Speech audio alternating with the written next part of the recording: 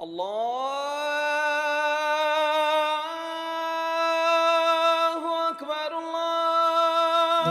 Muslim Brotherhood is an organization that began in the 1920s in Egypt as a religious and social organization. It has over the years metastasized to become the largest global Islamic organization in the world, with branches in dozens of countries. It has representatives in various governments and leadership in social and charitable organizations around the world. Its stated goals are to spread Islam and the word of the Quran throughout the world, with the ultimate objective being the creation of a global caliphate. While the Muslim Brotherhood has had people in the field around the world for many years, the center was Egypt, where it took political power after the fall of Mubarak. After the Brotherhood fell in a coup, much of its leadership dispersed around the world, greater globalizing their influence. I traveled to Cairo, Beirut, Istanbul, and elsewhere to meet with Brotherhood leaders and to get a better sense of their plans and goals. While the branches of the Brotherhood are geographically and politically diverse, their ideological goals remain constant, with clearly definable goals. While the Muslim Brotherhood is dispersed throughout the world, one of its centers of power is here in Turkey. We were able to get an interview with Ashraf Abdelgafar, a major Muslim Brotherhood leader based in Istanbul. Does the Brotherhood share an underlying ideology? Of course. All of us share an underlying ideology which comes from Islam. You have this ideology, you have the group to fulfill the condition of this ideology, which is in Algeria or in Chad or in Berlin or in Malaysia, in Finland, in America, in Russia, in Mozambique, in South Africa, and everywhere is the best for everyone. We're talking about a group that has as its ultimate goal an Islamic state that dominates the whole world. All the groups that claim belonging to the umbrella of the Muslim Brotherhood share this common ideology. The Muslim Brotherhood have aggressively tried to expand their global influence by sending an unknown amount of proxies into countries around the world. Dr. Mohammed Akram Adluni is a Muslim Brotherhood leader with whom I have corresponded with by phone, email, and text over 50 times during the past 12 months. He wrote an extremely influential memo that lays out the Brotherhood's goals and strategies, both across the West and in the US specifically. The Ikhwan, Muslim Brotherhood, must understand that their work in America is a kind of grand jihad in eliminating and destroying the Western civilization from within and sabotaging its miserable house by their hands. Of all the nations in which they operate, the Islamic domination of the US is seen by the Muslim Brotherhood as the Holy Grail. Like their expansion into Europe and Asia, the Brotherhood has a very specific agenda for undermining the US political system. They use the same playbook as they have in Europe and elsewhere, sending representatives across the US, which they see as a morally decayed nation and ripe for achieving their goals. Nidal Mohammed Sakr was placed by the Muslim Brotherhood inside the US and has been here for years. Nidal was recruited by Abdullah Azzam, a mentor of Osama bin Laden and a co-founder of Al-Qaeda. He recruited him into a paramilitary cell that conducted terrorist operations against Israel. Nidal was personally acquainted with Osama bin Laden. Nidal now lives in the gorgeous and sun-soaked Huntington Beach, California, in a condo a few blocks from the ocean. He escaped into the US after being sentenced to death by an Egyptian court for allegedly murdering a police officer. He is now free to frolic on the beach and call for the killing of President Trump, as he did in October of 2017. The way Muslim Brotherhood exists and operates is the following. They do have those general guidelines and approach and school of thought. However, each chapter deals with its own realities and challenges and very specific circumstances. Like, for example, in the US is different than, for example, the UK or France or some other places. So you operate from within, like, the environment that you're in a way that's most fit. You work from within the system. From within to the rise system, up. from within the system. How successful is that approach right now? It's very, very successful. Is democracy a good tool to help create and grow Islam around the world? Why not? Why not? I don't think there is any morals in America. If you say and don't practice, there is no morals. So is Islam in America the solution to this problem? In America, what is the problem? Islam is a solution for everywhere. Why? Because there is a standing morals. Is one of the goals of the Muslim Brotherhood to actually overthrow the United States? Yeah, definitely. The U.S. has been a target of the Brotherhood for many years. Many of its members founded some of this country's largest Islamic organizations, including CARE, the Islamic Society of North America, the Muslim Student Association, Students for Justice in Palestine, the Muslim American Society, among many others. While some of these groups deny current involvement with the Muslim Brotherhood, many of the same founders are still involved with these organizations, and they seem to share the same philosophical underpinnings of the Brotherhood.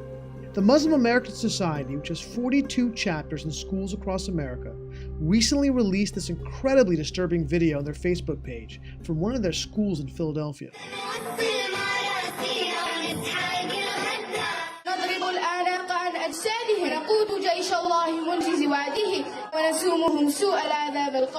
Is there affiliations between the Brotherhood and, let's say, the U.S. Islamic institutions like CARE and the Muslim American Society? Do they work together? They are carrying the same ideas. CARE, the American... Yeah. They're carrying the same ideas. Their core organization still has, in a sense, these ties. And with people from the Muslim Brotherhood. They host official Brotherhood representatives in their conferences that they hold inside the United States. So these guys are Brotherhood. It's very clear that there is a tie. I was born here in the U.S. and You were born in the U.S.? I was born in the U.S. and Was the accent Southern? No, I was born Northeast. I was born in Providence. They matured in the sense of developing the best language to talk to Westerners, especially people on the left, where they frame their problems as one of struggle against imperialism, against Western domination, using terms that are acceptable to the leftist Western mind, basically. How closely is the Brotherhood working with the leftist and liberal organizations? They're my backers and they're my defenders in political circles. So the left really, you have an alliance with the left in the United States? The left would be natural ally, of course. They were our backers and supporters and actually coalition partners. I mean, now Republican Party actually is basically Heil Hitler kind of party, you know. It's even worse than the Jewish pro-Israeli in some ways. The Holy Land Foundation was once the largest Islamic charity in the United States. Its supposed organizational mission was to fund humanitarian programs for Arabs in the Palestinian territories. In reality, it was a front organization for the Muslim Brotherhood to help finance Hamas's terrorist activities. In 2009, the founders of the organization were given sentences of between 15 and 65 years in prison for funneling $12 million to Hamas. Among the unindicted co-conspirators listed by the prosecution was a who's who of major U.S. Islamic leadership, including CARE, the Islamic Society of North America, the North Islamic Trust Fund, and many others. Even multicultural Europe is waking up.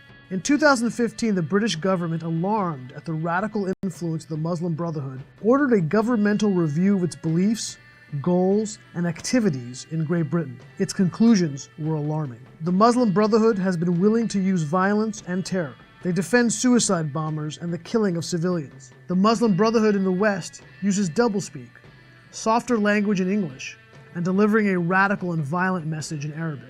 They have a significant influence on the largest UK Muslim student and national organizations, ultimately concluding that the Muslim Brotherhood's ideology and tactics are contrary to British values and in conflict with its national interests and security. One of the pillar Muslim Brotherhood beliefs is an embrace of violence and terror. They not only advocate for terrorism, but their franchises have engaged in terror around the world. Hamas, one of the world's leading terrorist groups, is a direct offshoot of the Muslim Brotherhood. With full support from the Brotherhood leadership, Hamas is one of the most prolific terror groups in the world, and is not the only Brotherhood branch of terror. Qassam and Liwa al-Thawra in Egypt, Isla in Yemen, and Hizb al-Watan in Libya are also groups who wield terror as a weapon to promote the Muslim Brotherhood's ideological goals. How can you call that terrorism? I mean, that's heroism, actually. Heroism. All the groups that claim belonging to the umbrella of the Muslim Brotherhood share this common ideology. I have to have a weapon against this weapon in order to kill Whenever you have evil, you're supposed to stop that evil. What if you could not stop it, by peaceful means? I mean, what do you do? I would be hard-pressed to find an organization within the Muslim Brotherhood umbrella organizations that rejects violence. While the leadership of the Brotherhood are unquestionably radical, I went to the streets of a Muslim Brotherhood stronghold in Cairo to meet with the rank and file and see if they hold similar views. Do you think that America's influence on the world is good or bad? America is sucking the blood of the world. I know the US is burning mosques. I know that they're trying to convert Muslims to Christianity around the world. Was Osama bin Laden and the Muslims responsible for 9/11? Osama bin Laden was made in America. Laden worked for America. Osama bin Laden was made in the USA and paid for by the Jews. Osama Osama bin Laden is a figment of the American imagination. So Osama bin Laden isn't real? Osama bin Laden was not real. I know the Jews are the ones controlling America. The Jews have a certain amount of control throughout the entire world, but America they control completely. Why do you think the Jews control America? America's $200 billion debt is owed to the Jews. They are controlling the whole West. The Jews are responsible for all the wars. They plant the seeds for all of the wars. You like Breaking Bad? You like Game of Thrones? What kind of TV shows are you watching? I like The Valley of the Jewish Wolves. I don't know that one. Can I get it on Netflix? As we were filming, a crowd began forming behind us, and there were threats of violence. There's a tension going on in the air, and I think we should leave. President Obama. I think we should leave. Nidal Sakar, like most Muslim Brotherhood leaders, attempt, poorly, to sometimes sound moderate, but just keep the camera rolling, and it all comes out. Muslim Brotherhood, I think it might even outlast the United States as we know it, because it seems that the way the United States is going right now. Or maybe replace it. Well, look at it right now. I mean, with this Trump thing and the division that you have in America and people killing each other and, getting on each other's throats and acting like vulgar and barbaric as we see it right now. Whatever the U.S. is doing to the rest of the world, the U.S. is going to face. It's going to face, definitely. What goes around comes around. There's no question about it. It will definitely come back, and when it comes back, it's going to be ugly. A revolution is coming.